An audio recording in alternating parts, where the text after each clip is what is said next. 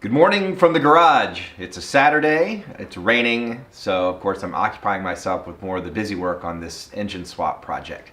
There's actually a lot of work to do on the top side of the car, even before you jack it up and pull the engine out from underneath like we mentioned the last one. So this week, in between a bunch of other regular meetings and things, you drain the coolant, pull the radiator out, get the fan off, get the header tank out of the way, remove the generator and its bracket, move the wiring around, and of course everything that you're doing, you're marking where stuff goes, bagging and tagging little nuts and bolts and things. So that's been really sort of satisfying to be on top of the car working. The ugly part will become next, where when the car goes up in the air, then I've got to drain all the brake fluid out of it. I've got to undo the steering linkage and start working on getting the subframe out with the wheels and all that sort of stuff on it. So a lot of the heavy work starts to begin after this phase is done.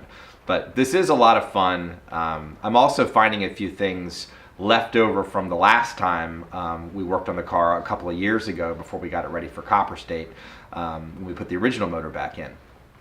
I found a lot of old gooey fuel pooled up underneath the carburetor and all the little crevices on the intake manifold, and that tells me that the gaskets probably weren't sealed perfectly, and that may have explained why over the last year or so it's been a little harder starting when it's cold, and I think some of that was related to it had an air leak in it that I never really figured out. So I don't think it was sealed exactly right. It always seemed to operate fine when it was good and warmed up, but maybe things just had sealed up a little better after the engine had sort of warmed. I don't know, that's my theory. And then I've also noticed that there were a lot of shortcuts I made on things that I left unpainted, unrestored. So things like the windshield washer bracket, it's got 3 different kinds of paint on it, and I just left it alone and bolted it back in. Well, I finally used my chemical stripping bucket, which I really love, and I've actually stripped it down, and now it's a nice shiny finish again, except for the little places in blue. So that shows me, there's that original Ford blue that bracket was painted, which is just kind of cool to see when you get under white overspray and then red, and then you're back to the original finish on just one part. It's just kind of cool to see. And then there are a bunch of little hoses and things that I've got to replace that are now going to be easy to do with everything out.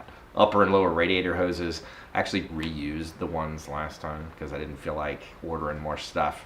We're going to fix a lot of those things, and I'm probably lucky I didn't have a problem. But anyway, this has been really fun. We're going to keep doing this every week or so, and thanks a lot for kind of following along with this project as we put the Redline Rebuild 289 into my originally 260 equipped Sunbeam Tiger. It's going to be very fun.